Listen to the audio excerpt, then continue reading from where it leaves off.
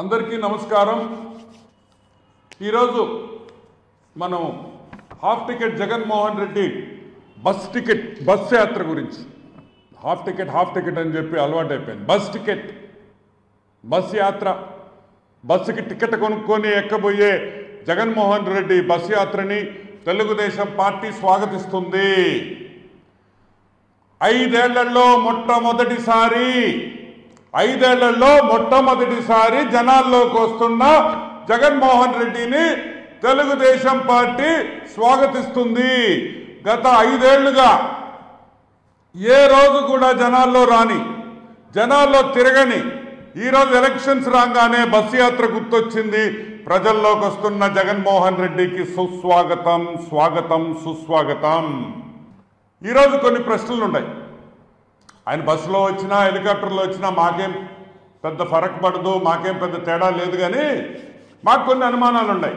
మీకు అందరికీ తెలుసు ఏమని, 3 నెలల ముందర డీజీపీ గారు ఒక స్టేట్మెంట్ ఇచ్చారు ఇంటెలిజెన్స్ ఏమని, జగన్మోహన్ రెడ్డి కుటుంబం మీద జగన్మోహన్ రెడ్డి కుటుంబం మీద సెక్యూరిటీ ప్రాబ్లం ఉంది, అతని మీద థ్రెట్ ఉంది, కాబట్టి అతని చుట్టూ ఉండే పోలీసు బలగాల్ని పెంచుతున్నాం, ఎస్పీజీ లాంటి సెక్యూరిటీని పెంచుతున్నాం। వైఎస్ కుటుంబానికి ప్రపంచంలో ఎక్కడున్నా సరే వాళ్ళకి ఆంధ్ర రాష్ట్ర పోలీసు వాళ్ళకి భద్రత కల్పించాలి। ఎందుకంటే కుక్కలు, పిల్లులు, పందుల నుంచి వాళ్ళకి విపరీతమైన థ్రెట్ ఉంది జగన్మోహన్ రెడ్డికి అనే ఒక అసెస్మెంట్తో, ఇంటెలిజెన్స్ వాళ్ళు ఇచ్చిన అసెస్మెంట్తో, ఇంటెలిజెన్స్ డిపార్ట్మెంట్ ఇచ్చిన నోటుతో ఈ పందులు, కుక్కలు, పిల్లుల దగ్గర నుంచి అతనికి విపరీతంగా సెక్యూరిటీ ఉంది కాబట్టి 2 హెలికాప్టర్లు ఒక్కటి సరిపోదు, 2 హెలికాప్టర్లు కావాలా అని అన్నారు। సరే, మోడీ గారు 3 హెలికాప్టర్లో వస్తారు కాబట్టి నాకు ఏమి తక్కువ, మోడీ కన్నా నేను పెద్దోండి అనే టైప్లో ఆయన 2 హెలికాప్టర్లు తెప్పించుకున్నాడు। ఓకే, దానికి కూడా మేమేం అంటాంలే। ఈరోజు ఈ బస్సు యాత్ర డీజీపీ గారు ఎలా ఒప్పుకుంటున్నారు?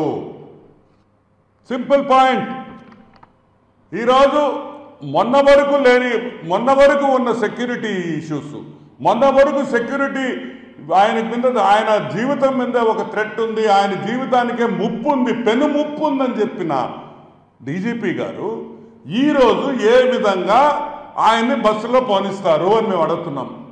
ఏమి ఇప్పుడు థ్రెట్ లేదా అని అడుగుతున్నాం। థ్రెట్ ఉందా లేదా?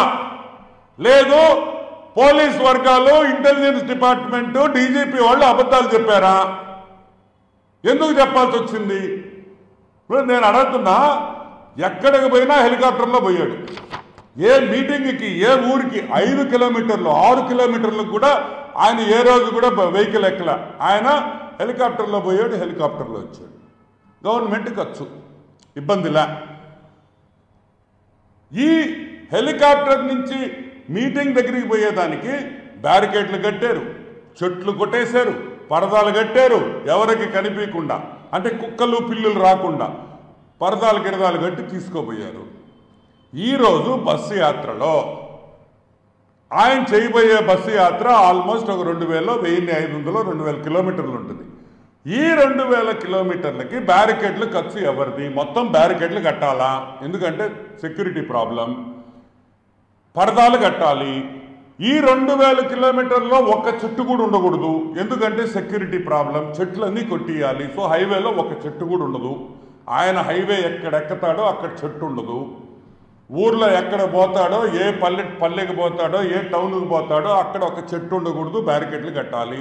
ఈ ఖర్చు ఇప్పుడు ఎవరు భరిస్తారు? గవర్నమెంట్, ఏపీ గవర్నమెంట్ ఈ ఖర్చు భరిస్తుందా? వైసీపీ పార్టీ భరిస్తుందా అనే పాయింట్ క్లారిటీ ఇవ్వాలి। ఈ 2000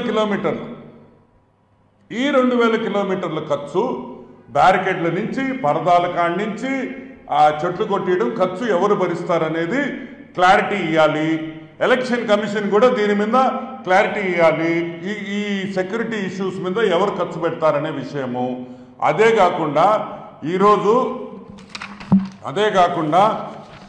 ఇవన్నీ లేకుండా, బ్యారికేడ్లు లేకుండా, పరదాలు లేకుండా, చెట్లు కొట్టకుండా ఈరోజు జగన్మోహన్ రెడ్డి ప్రజల్లోకి వచ్చాడంటే ఈ 5 ఏళ్ళు ప్రజల్లో రాని దానికి, అబద్ధాలు చెప్పించిన దానికి, పోలీస్ డిపార్ట్మెంట్తో సెక్యూరిటీ ప్రాబ్లం ఉందని అబద్ధాలు చెప్పించిన జగన్మోహన్ రెడ్డి ఆంధ్ర రాష్ట్ర ప్రజలకి క్షమాపణ చెప్పాలి.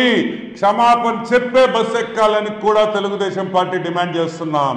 ఎందుకంటే ఇన్ని రోజులు నువ్వు ప్రజల్లోకి ఎందుకు రాలేదంటే, రాకూడదు, సెక్యూరిటీ ప్రాబ్లం ఉందని చెప్పేసి నువ్వు రాలేదనే విషయం ప్రజలకి తెలుసు.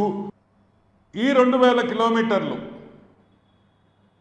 బ్యారికేడ్ల ఖర్చు కానీ, పరదాల ఖర్చు కానీ, అదేవిధంగా చెట్లు కొట్టడం ఖర్చు కానీ ఎవరు భరిస్తారు?